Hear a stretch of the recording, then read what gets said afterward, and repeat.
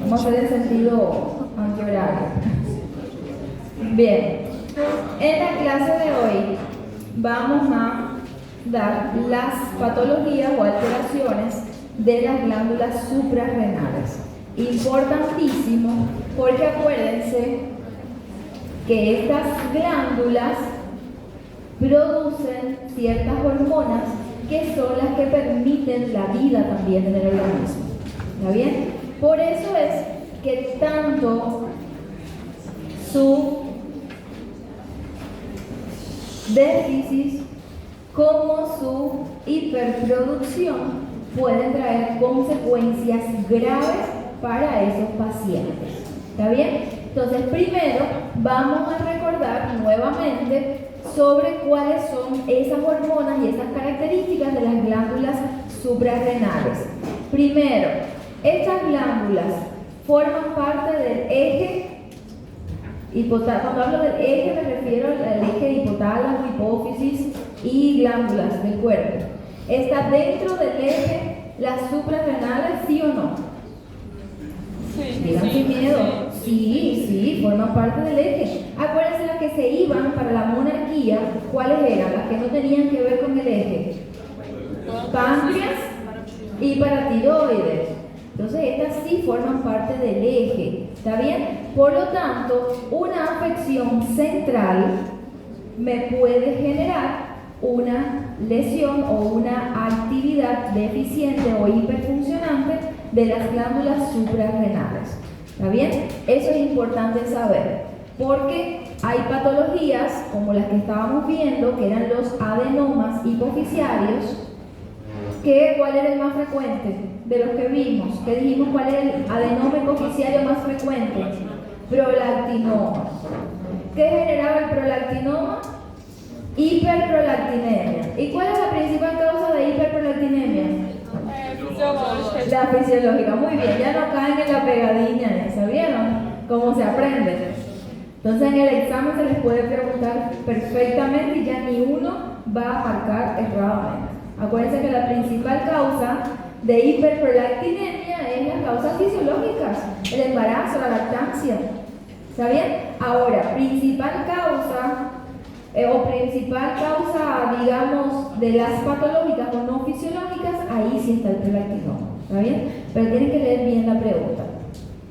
Bueno, dentro de esos adenomas hipofisiarios, el principal era el prolactinoma, le seguían otros adenomas que eran no funcionantes, el segundo en orden, y después teníamos ¿cuál? En tercer lugar, ¿cuál dijimos que era el más frecuente de los adenomas? Estamos recordando clases anteriores. Que el paciente empezaba a ponerse verde, con orejitas así, tenía mucha fuerza, y había un burro que decía, pregúntame.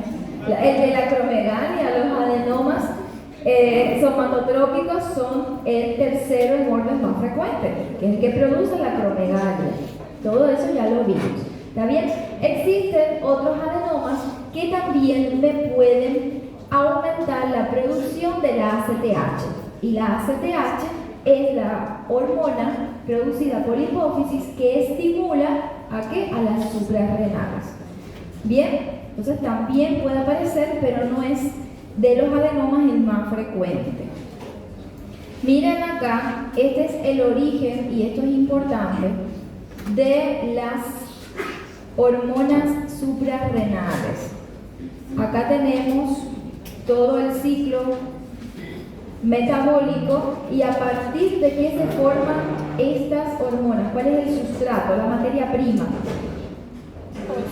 El colesterol. Fíjense que a partir del colesterol, mediante diferentes enzimas, a partir del sustrato, miren la cascada en formación de mineralocorticoides y de glucocorticoides, y también de los andrógenos, y todo a partir del colesterol. Esto es importante porque después, en el manejo de estas enfermedades, precisamente cuando hay una hiperfunción, hay un hipercortisolismo, así se le llama, hipercortisolismo, ¿está bien? Por aumento de cortisol.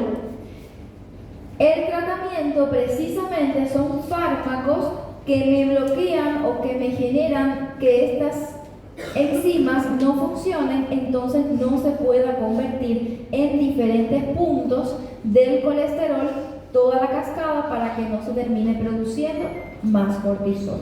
Entonces esta cascada no es que tengan que sabérselo así de memoria, es solo para que entiendan por qué se utilizan los fármacos después que vamos a ver en el tratamiento. Ellos lo que hacen es inhibir a estas enzimas, entonces me bloquean la conversión del colesterol hacia los glucocorticoides o mineralocorticoides. ¿Está bien? ¿Y por qué hay algunos fármacos que al bloquear algunas enzimas que me van para ambas cascadas me pueden bloquear tanto los mineralocorticoides como los glucocorticoides? Entonces el paciente hay que ver que puede afectar ambas producciones. ¿Está bien? Entonces este sería digamos la parte de la conversión. ¿Por qué se llaman mineralocorticoides y por qué glucocorticoides? ¿Qué son los mineralocorticoides? Y vamos a hablar de las suprarrenales.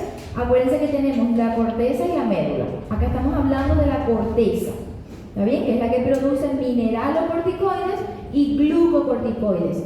¿Por qué se llama mineralo? ¿Cuáles son los mineralocorticoides que ustedes conocen? Aldosterona. ¿Y la aldosterona qué es lo que regula? Sí, pero ¿con qué tiene que ver también? Con los minerales, ¿verdad? Con los electrolitos, con el potasio. Y de ahí viene su nombre. Como ellos están regulados por los minerales, entonces por eso toman su nombre de mineralocorticoides.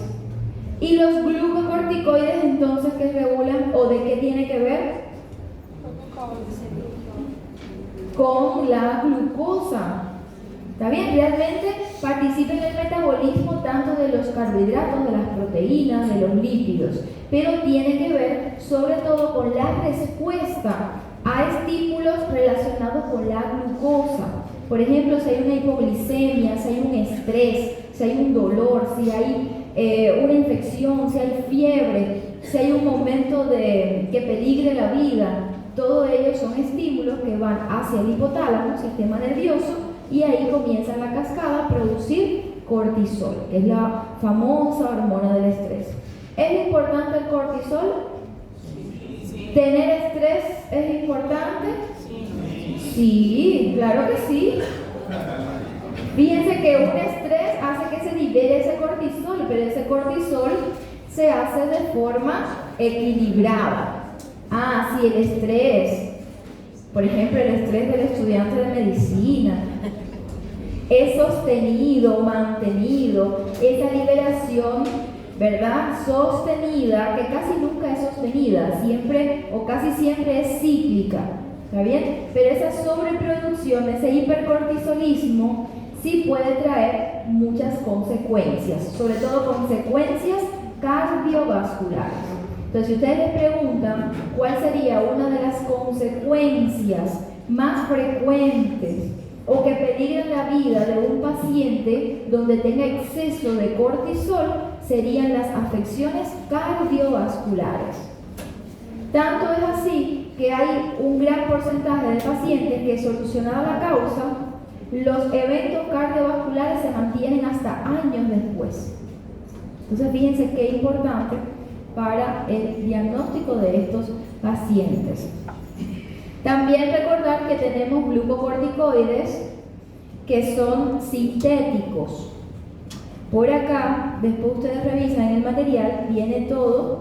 Ahí vienen los mineralocorticoides, ya sean los naturales y sintéticos, y algunos glucocorticoides según su actividad mineralocorticoide. Fíjense que el cortisol también tiene actividad mineralocorticoide, solamente que es mínima. Ahora, ¿qué sucede si ese cortisol estuviera en exceso en el organismo?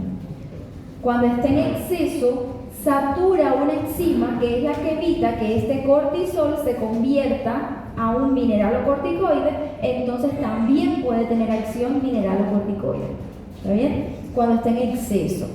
La cortisona, los glucocorticoides, Miren, tenemos acá muchísimos glucocorticoides sintéticos que son utilizados en el manejo de ciertas patologías, ya sean inmunosupresoras, en enfermedades autoinmunes, en enfermedades relacionadas con la inflamación. Y miren su potencia, miren, la dexametasona es sintética y tiene 30 veces más potencia que el mismo cortisol. Entonces es sintético, pero miren, ¿por qué hay que tener en cuenta a la hora de indicar un tratamiento con un glucocorticoide? Miren la potencia que tiene. La metilprednisona, la prednisona que se utiliza bastante también, sobre todo vía oral. Por eso es que la dexa tiene una potencia mayor y se puede utilizar en pacientes, por ejemplo, con shock. ¿Muy bien? Entonces, ahí tenemos algunos ejemplos, eso para que ustedes recuerden, conozcan. Acá habla sobre las concentraciones normales, ahí después les voy a pasar este material para que tengan ahí bien resumido cuáles serían esas concentraciones.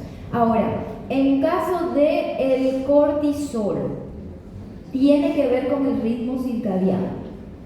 Entonces, tenemos que tener en cuenta si se solicita a un paciente una concentración de cortisol, es muy difícil porque varía con los horarios. ¿Está bien? Hace picos de cortisol según ritmo circadiano. Y esos picos de cortisol, ¿en qué momento es que está más elevado? Bien, hace picos y es oscilante. Entonces, aproximadamente a las 7 de la mañana, hace el pico mayor. Y ya a partir de la tarde, por ejemplo, a las 3 de la tarde, comienza a descender. Y en la noche, entre las 9 o 11 de la noche, sería el pico más bajo de cortisol. Esto es importante, ¿por qué? Porque son los horarios en los que nosotros pensaríamos en indicarle la concentración de cortisol a un paciente. Puede ser cortisol total o puede ser cortisol libre. Se puede utilizar, por ejemplo, en orina de 24 horas, pero tiene sus limitantes. Por ejemplo, si el paciente tiene un gasto urinario bajo, tiene una filtración glomerular de menos de 60 ml, entonces no vamos a encontrar exactamente cuánto sería esa cuantificación de cortisol. Y si tiene un volumen urinario mayor, por ejemplo, pacientes que tengan poliuria, tienen 5 litros en 24 horas, tampoco va a ser confiable este examen. Además, recolectar la orina de 24 horas para los pacientes tiene que saber cómo realizarla, entonces es más difícil. Então, mas no caso isso daí só daria para fazer paciente internado, né? Porque, por exemplo, o ideal seria coletar nesses horários, por assim dizer. Porque, por exemplo, para coletar à noite é só se o paciente está internado, porque não tem laboratório que vai coletar à noite. Ahí, por ejemplo, cuando se utiliza el cortisol en 24 horas es en la orina. Entonces puede hacer el paciente en su casa.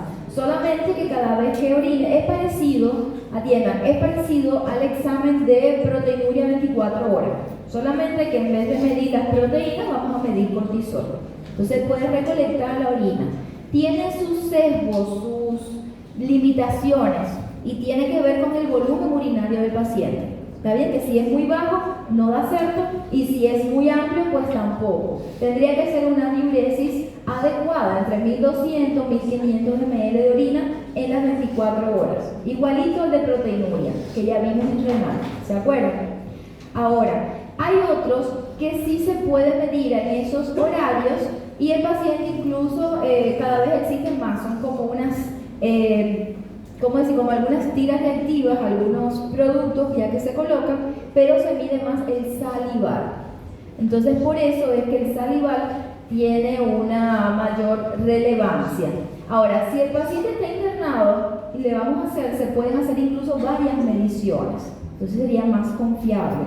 Además, que también se puede utilizar el NADIR, que sería el test de supresión con dexametasona. Entonces ahí se hace un test de supresión. Ahora, ¿por qué estos horarios? ¿Por qué estamos hablando de esto? Vamos a suponer que nosotros pensamos que el paciente tenga un hipercortisolismo. El cortisol está elevado. ¿En qué momento nosotros mediríamos la concentración de cortisol en un paciente que sospechamos hipercortisolismo? En la noche. Muy bien. Entonces, en este horario sería lo ideal. ¿Por qué? Porque acá tiene que estar bajo. Entonces, si yo hago una medición, atienda, si yo hago una medición a esta hora, donde él tiene que estar bajo y está alto, es porque hay un aumento en su producción. ¿Está bien? Es la lógica.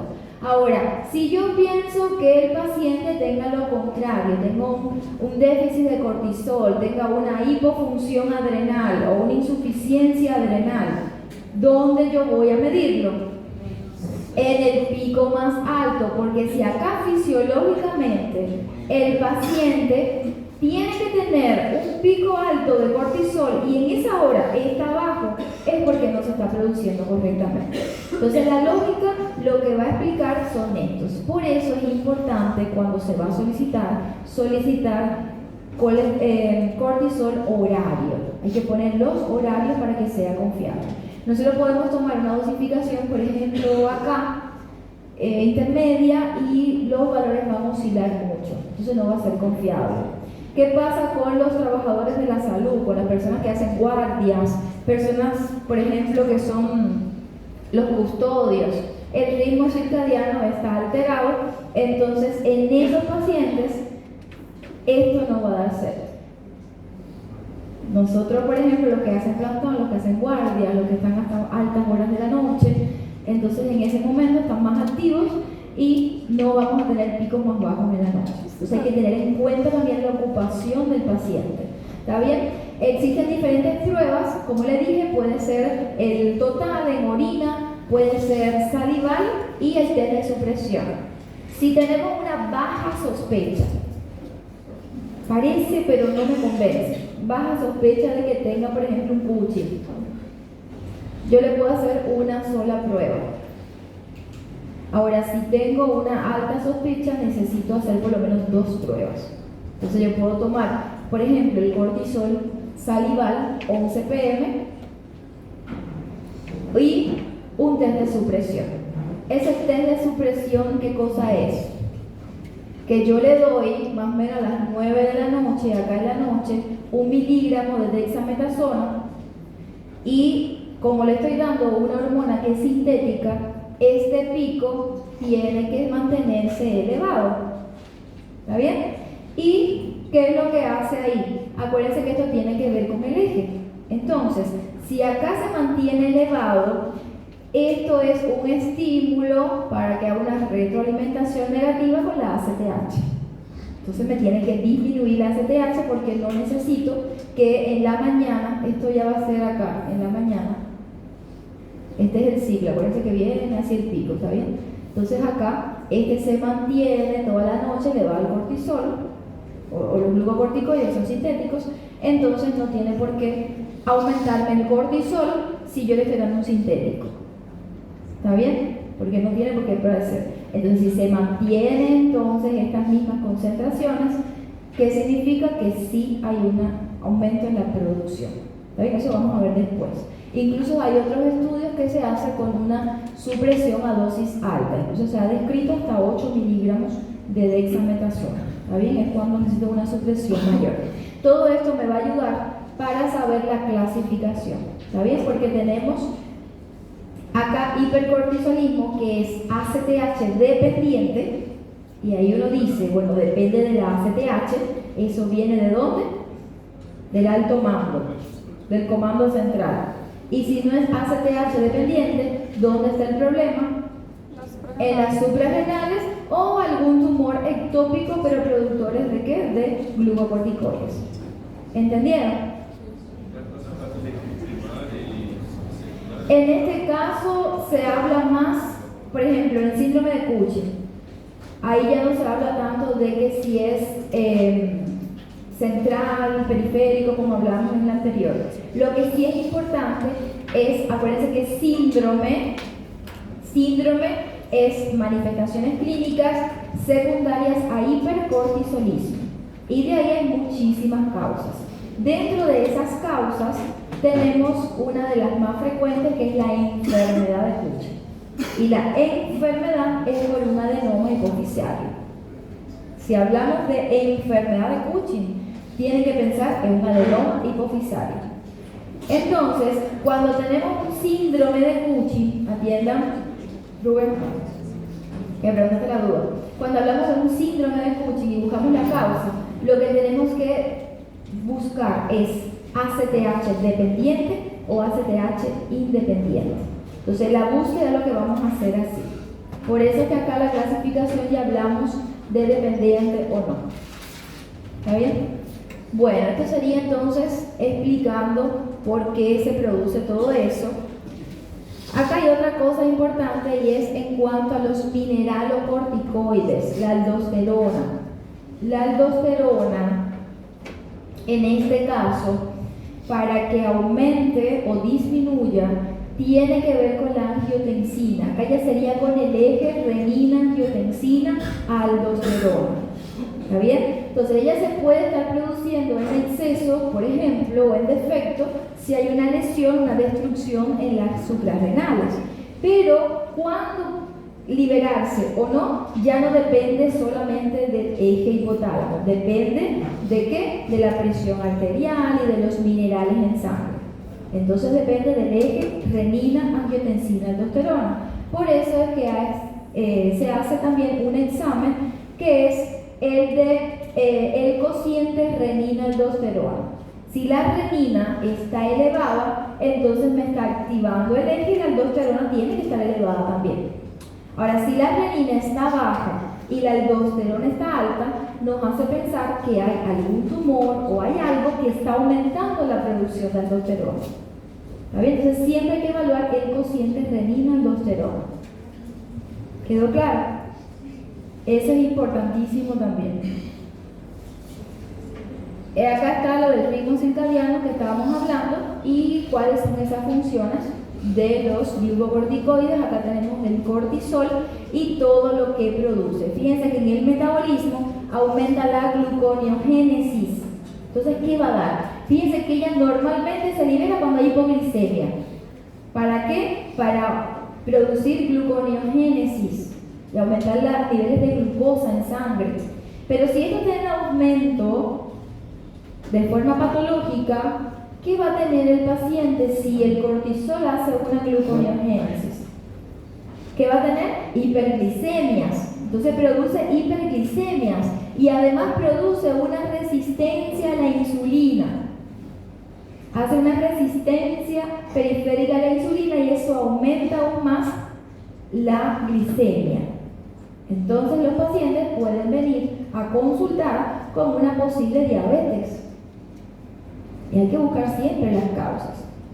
Y porque la diabetes mellitus, tipo 2, frecuente, sí, mira, sí, está gordita, tiene tal cosa, diabético, tratamiento para la diabetes.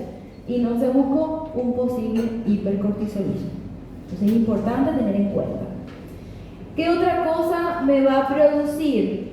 Proteólisis y lipólisis. Pero esto, por ejemplo, la proteólisis, por eso es que estos pacientes suelen tener una disminución de la masa magra y además tienen debilidades musculares, cansancio, agotamiento. Y hay acúmulo de grasas, sobre todo en las quivas, supraclaviculares y en la cara. Esto es lo que hace en el metabolismo el cortisol. Y el sistema cardiovascular aumenta la contractilidad miocárdica y el gasto cardíaco. Por lo tanto, si esto está aumentado, si aumenta el gasto cardíaco, ¿qué me aumenta? A ver, que de eso depende el gasto cardíaco por resistencia vascular periférica. La presión arterial. Entonces, ¿qué produce? Hipertensión arterial. Es una causa de hipertensión arterial. ¿De qué tipo? Secundaria. Entonces, por acá, analizando la fisiopatología y el metabolismo de estas hormonas, entonces podemos evaluar cuáles son las posibles complicaciones. Después lo revisan y ahora sí, equipo 1. Ahí tenemos un caso clínico. Entonces, el equipo 1, ustedes van a resolver este caso clínico. Ahora les voy a pasar. Fíjense, todos van a ver todos los casos clínicos, pero solamente el equipo 1 va a encargarse de resolver esto. No tienen que hacerlo, no, o sea, inmediatamente, porque vamos a ir viendo otras cosas, ¿está bien? Pero al final ustedes tienen que saber decir qué tenía el paciente, cuál es el diagnóstico, cómo confirmar ese diagnóstico y cuál sería el mejor tratamiento para ese paciente. ¿Está bien? Entonces el caso 1, el caso 2, allá, el caso 3 y el caso 4. Son 4 casos clínicos. ¿Ok? Entonces vamos a ver el caso 1. ¿Qué dice? Voy a leerles para que todos los que estén por allá, ahí que no, si no ven.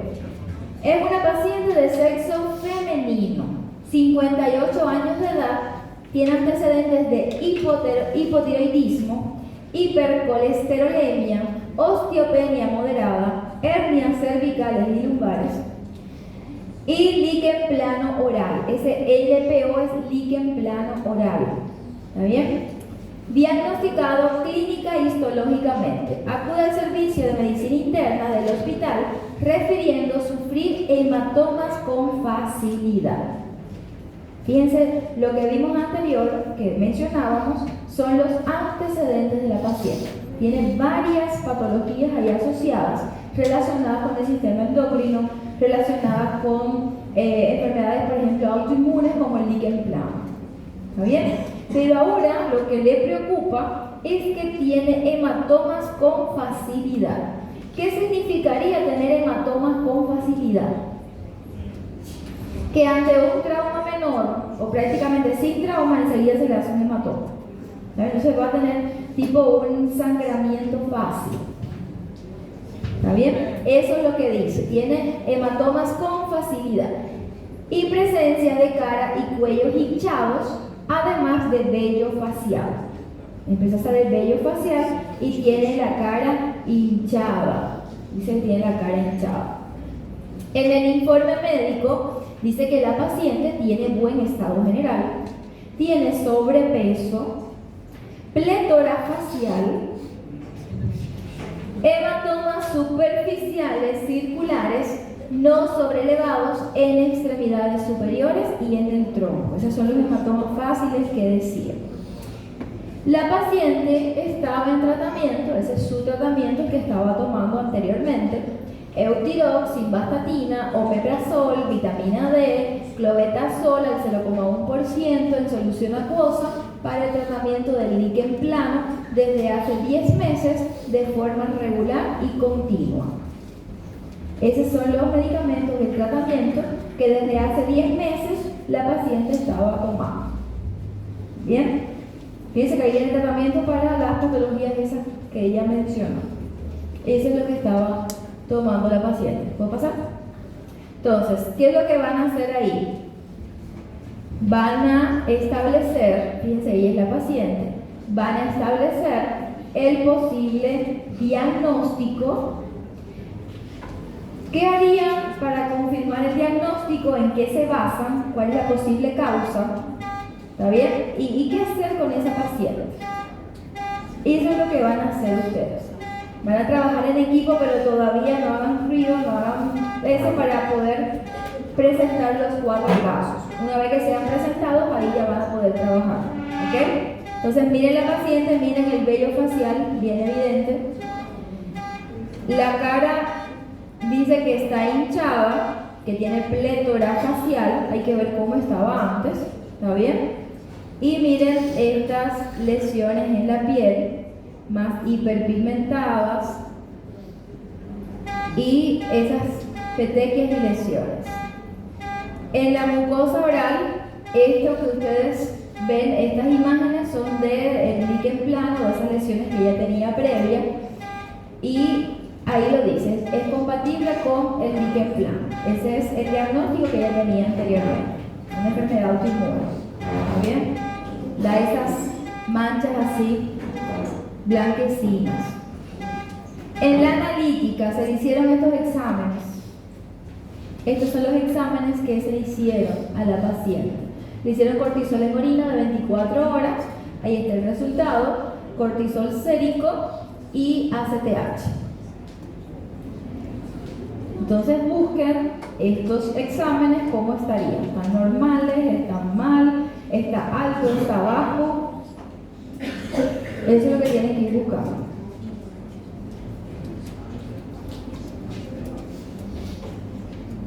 ¿Ya? ¿Puedo pasar? Caso 2. Ese es todo de ustedes. Caso número 2. El de allá. Vamos a pasar acá. Les voy a leer. Es una paciente de 58 años, también, consultó por presentar hiperpigmentación en la piel y las mucosas desde hace un año. Hace un año nota que se le está oscureciendo mucho algunas zonas de la piel y las mucosas. Se intensificó y afectó de forma progresiva una mayor superficie corporal. Refirió antecedentes de hipotiroidismo. Fíjense, el hipotiroidismo es bastante frecuente. Las dos mujeres que hemos visto en la consulta son hipotiroideas. Hipotiroidismo autoinmune 14 años atrás, o sea, tiene 14 años de evolución, en tratamiento con levotirosina 100 microgramos al día. ¿Ya? Como antecedentes familiares, su papá, diabetes mellitus, la hermana, hipotiroidea también. En el interrogatorio describió cansancio, astenia, no tiene ánimo de hacer nada, agotamiento marcado, debilidad, mareos y descenso de 4 kilogramos de peso. Perdió peso. ¿Qué pasó ahí? No presentaba antecedentes de tuberculosis ni de consumo de corticosteroides. En fotografías previas tampoco no se observaba la pigmentación que refirió. Acá está la paciente. En el examen físico, ahí está esa pigmentación parda en los brazos y antebrazos, dorso de las manos, la pierna, el dorso de los pies y en los pliegues palmares. La cara, areolas, piel de la vulva, mucosa del borde alveolar inferior en la cavidad bucal. ¿Cuáles eran las zonas que mayor trastorno tenía, más hiperpigmentadas? Las zonas que estaban fotoexpuestas, las que tenían exposición al sol. Ahí está la paciente para que puedan ver esas zonas de hiperpigmentación. ¿Ya? Acá estaban algunos parámetros físicos y de laboratorio de esa paciente.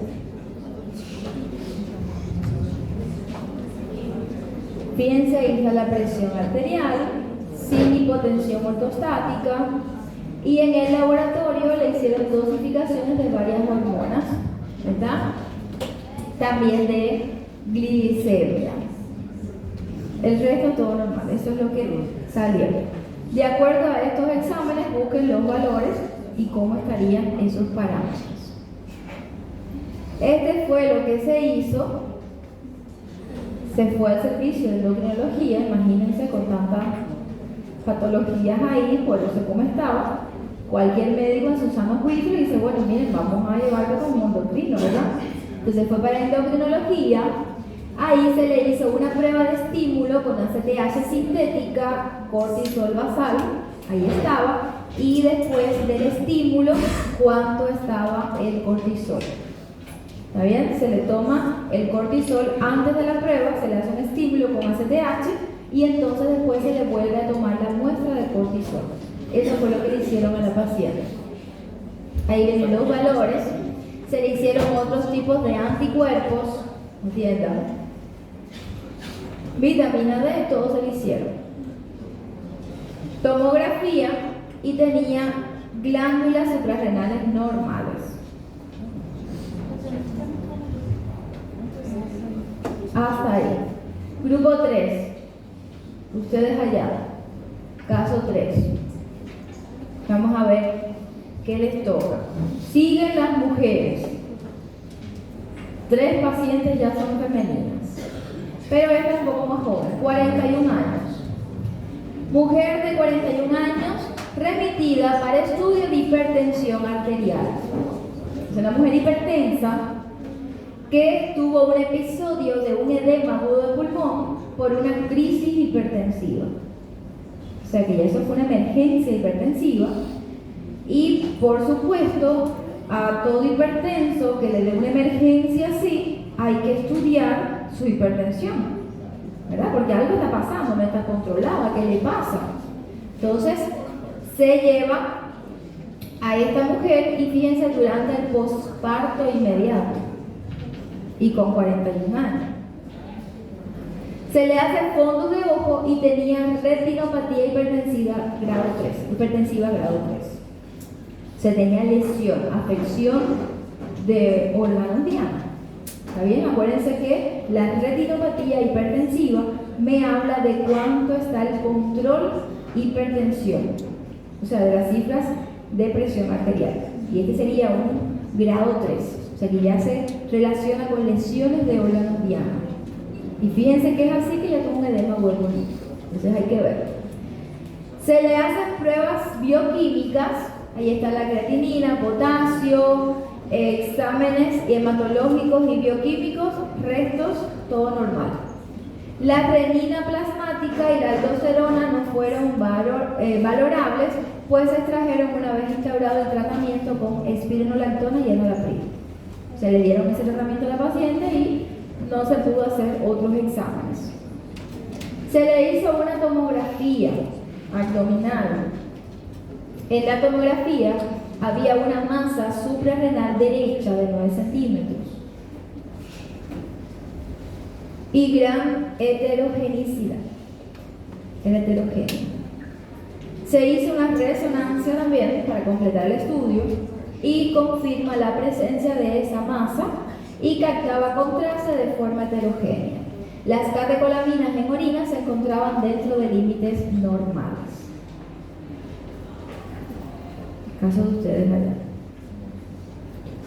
Ante estos hallazgos, se decide sacar la lesión, un tumor, una masa, se le hacen exámenes histopatológicos y se diagnostica un carcinoma suprarrenal. Carcinoma suprarrenal. Se le saca la suprarrenal derecha, suprarectomía derecha, y después de eso la paciente tuvo un buen control de la presión sin necesidad de otros fármacos. ¿Se curó o no se curó su hipertensión? Ahora, esa hipertensión, ¿ustedes creen que era primaria o secundaria? Secundaria, ¿está bien? ¿Y tiene cura o no tiene cura? Tuvo cura, tuvo una curación. Ahora tienen que buscar de las causas secundarias relacionadas con que pudiera ser el diagnóstico que tiene esa paciente. ¿Está bien? ¿Cuál sería el diagnóstico? Y vamos para... perdón, sigue el caso. Pensé que ya había terminado. Miren, a los 2 meses en control con tomografía se le hace control. La paciente presentaba metástasis en el hígado. Pensé que ya había terminado, pero no siguió. Se curó de la hipertensión, pero se le hace control con tomografías y tenía metástasis hepática, pulmón y hueso y una recidiva local, un carcinoma. La paciente no llegó a recibir tratamiento con quimioterapia y falleció al cabo de 3 semanas por fracaso de la función hepática. Pensé que se había quitado esa parte para que no fuera tan grave, pero se quedó ahí, entonces ya saben qué pasó con su paciente. pero igual ustedes van a ver en el tiempo en que se curó, en el tiempo que venía con su problema, ¿está bien? Después pasaron 3 meses, pero ustedes están viendo 3 meses antes, está viva la paciente todavía. ¿Ok? Así que tienen que saber qué es lo que pasó y cuál era la causa de su problema. Vienen los parámetros y los exámenes, el informe de este caso. Fíjense que su evolución fue el fallecimiento, el tratamiento quirúrgico y este fue el hallazgo. Enseguida viene el caso de ustedes. ¿Ya? Creo que ahora sí fue todo porque ya falleció. Caso 4. Para acá ahora. Vamos a ver el último caso. ¡Ay, al fin un hombre! Masculino. Paciente masculino, 40 años, mestizo. Antecedentes de hipertensión, otro hipertenso.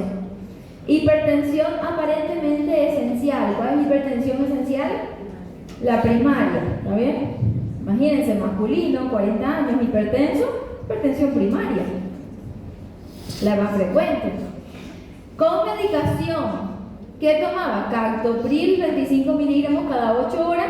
Y clordiazepóxido también parece que era un hipertenso muy ansioso, entonces se le daba un tranquilizante, ¿está bien? Este no es como antihipertensivo, seguramente es por algunas crisis, ansiedad, se ponía ansioso y le daban eso.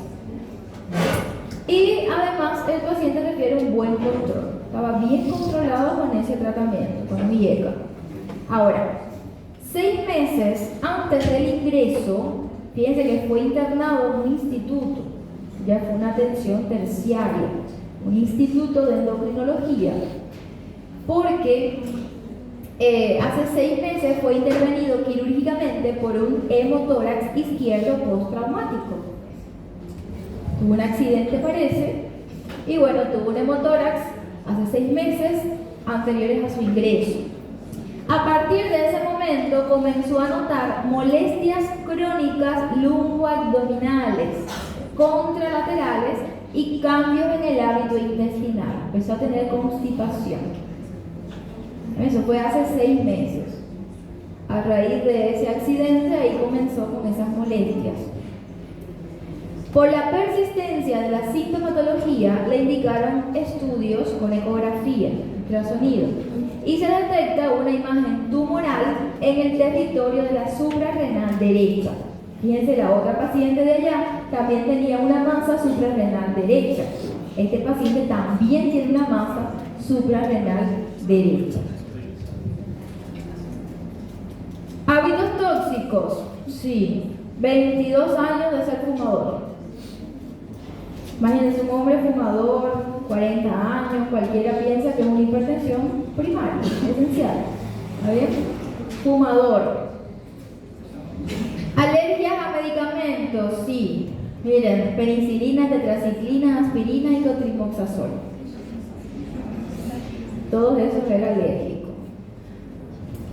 Y no sé en qué momento tuvo que tomar todos esos medicamentos para saber que era alérgico. Pero bueno. Estos son los datos al examen físico durante el ingreso.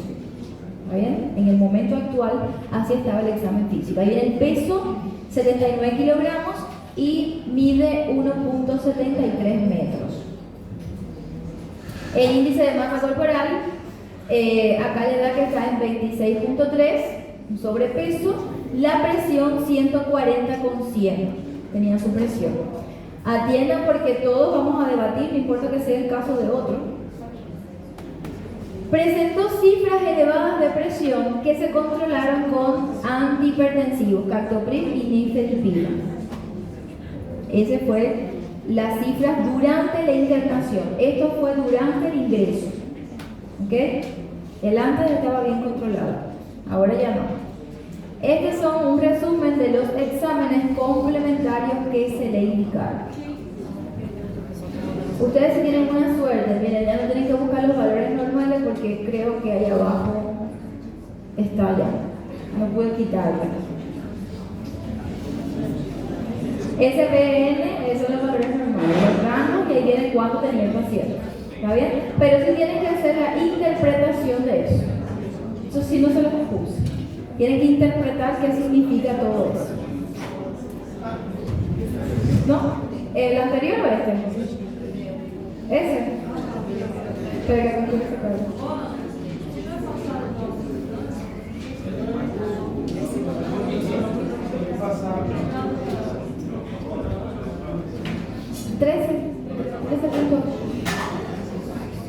¿Ya? Vamos para vocês? Caso 3. Espérate que todavía no terminamos con esto. Vamos a terminar esto. Se le hace ecografía abdominal, ahí este es el resultado que habíamos visto. Una masa ecogénica heterogénea, ahí vienen las medidas en la suprarrenal derecha, sin alteraciones en el resto de los órganos abdominales. Eso es lo que tenemos. Hay dos casos que tienen masa suprarrenal. Bien. En la radiografía tienen un índice cardiotorácico normal, o sea, no se le ve cardiomegalia en su radiografía de tórax, y tampoco lesiones en la pleura y pulmón. ¿Ya? ¿Qué pasa? ¿Tiene más? ¿Tiene más? Son casos reales, por eso vienen así tantos datos. Entonces, claro, mientras más estudio, más fácil, ¿no? Pero tienen que interpretar esos estudios. La tomografía. Miren, si le encuentran una masa abdominal con una ecografía, es lógico indicar una tomografía, ¿no? Entonces ahí está el resultado de la tomografía en diferentes tiempos. En este caso ahí se observa, coincide esa masa sólida. Y tampoco había alteraciones en la suprarrenal izquierda. O sea, la izquierda estaba bien, solo en la derecha esa masa.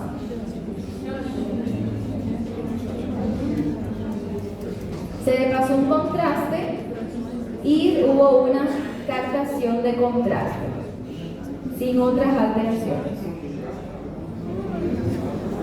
Sí. ¿Qué pasó? Ya quiero verlas a ustedes con su paciente de verdad, que le saque un bulto de exámenes así, y ustedes tienen que estar revisando y ustedes dirán, ese paciente, ¿qué va a decir? Me dijeron que era muy inteligente, pero con eso no me atiendo más. Entonces, por las características que tenía, se decide indicar tratamiento quirúrgico. Se hace tratamiento quirúrgico, teniendo en cuenta los antecedentes de hipertensión del paciente, se comienza la preparación con terazocina, alfa bloqueador. Eso era previo a la cirugía. Se comienza, pero acá donde está la clave. Ese paciente internado. Yo me estoy internado. Miren, se va a hacer un tratamiento quirúrgico, pero es un paciente, atiendan acá, es un paciente hipertenso. Entonces hay que llevarlo a la cirugía con las mejores condiciones. Y es un paciente que no se mejoraba, no se controlaba su presión. Entonces hay que hacerle una preparación prequirúrgica con antihipertensivos para estabilizar su presión. Ahora, miren acá, al cuarto día con terazocina, estaba con tratamiento con terazocina, pero al cuarto día, luego de una maniobra de exploración abdominal profunda realizada en otras ocasiones durante el ingreso, comienza con un cuadro súbito de hipertensión severa.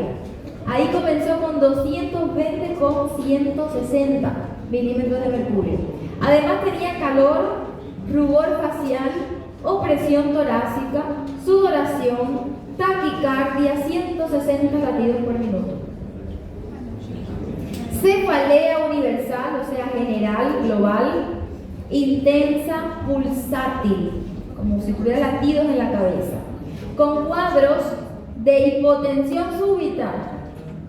Miren, de 220 paciente con 160 tuvo 50 con 30. Súbitamente. Le dio ese cuadro así y de pronto todo bajó. Bradicardia. Y eso duró aproximadamente 1 hora con sensación referida de muerte. Después se pensaba que iba a morir. Ustedes no querían que siguiera pasando. Y si yo no pongo esta información, ustedes iban a tener un diagnóstico. Se fue a cuidados intensivos, imagínense ese paciente. Con ese caso sí, no puede seguir en la sala abierta. Se fue a terapia intensiva y ese mismo episodio lo tuvo de 10 a 20 veces al día. De 10 a 20 veces al día lo tuvo mientras estaba en terapia intensiva en esas primeras 48 horas. Después ya comienza a mejorar. O sea, 2 días estuvo así, con esas crisis, después ya empezó a mejorar. Se logró controlar. Esta es la masa que tenía el paciente, que fue extraída.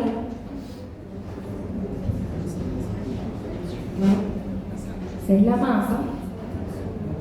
Ahí está el informe de anatomía patológica. Tiene áreas de hemorragia, áreas de necrosis, y ahí están los fragmentos. ¿Ya? Ahora sí acabó. Entonces, tienen unos minutos para debatir acá. Posible diagnóstico. Analicen sus casos. Son muchos acá en la sala. Cada equipo se puede juntar más, pero no hablen alto. ¿Ok? ¿Qué es lo que van a hacer? Primero, sospecha diagnóstica. Posible diagnóstico. Fíjense que está fácil porque si el tema es alteraciones suprarrenales, ya saben que los casos es de alteraciones suprarrenales. No tienen que buscar en otro lugar. ¿Está bien? Ahora, tienen que saber diagnóstico. Atiendan. Busquen diagnóstico. Sospecha diagnóstica. ¿Qué es? Una vez que tengan esa sospecha, hagan un seguimiento a sus sospechas. ¿En qué se basaron para pensar en eso? ¿Cómo pueden confirmarlo? Ahí vienen muchísimos exámenes que se le hicieron a los pacientes. Entonces, de acuerdo a eso, ¿por qué ustedes pensaron? Y traten de buscar la etiología, de dónde viene el problema. ¿Saben? Porque acá están sabiendo la consecuencia, pero ¿dónde está el problema? Doutora, então, hipótese diagnóstica, os complementários, etiologia y el tratamiento. Sí. Y el manejo de forma real. Acá hay muchos que ya viene el manejo que se le hizo, ¿está bien? Pero en ese caso sería reafirmar por qué se le hizo eso. En la prueba, en el examen, no se preocupen que no les va a salir un caso así tan largo ni nada como esto, pero si ustedes se acostumbran a resolver casos clínicos, en la prueba va a ser más fácil. Ahí va a ser ya más objetivo, ¿está bien? Pode entregar uma folha só com todos os nomes e as Sí, respostas? pueden.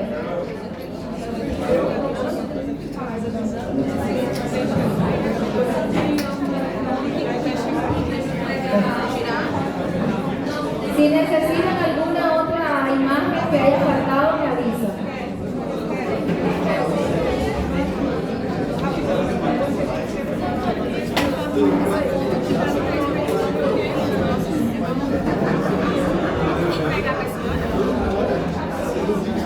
Solo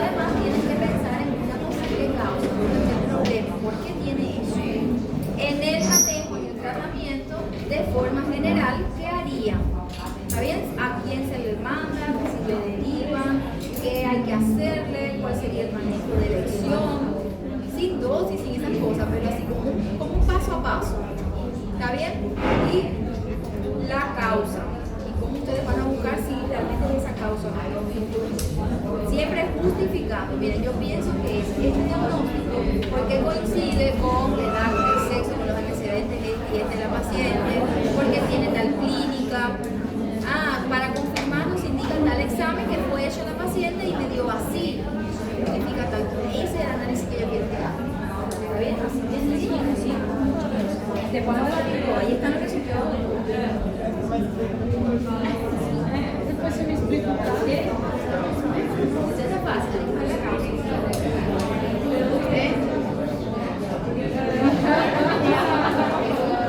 Sí, pero no es así de eso. Tienen que justificar por qué y por qué no piensan igual.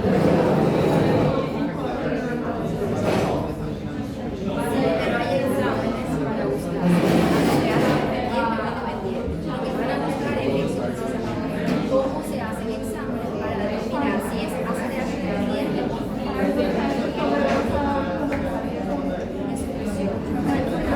Pero en el resultado varía y el resultado da. Es muy fácil, pero es tratamiento.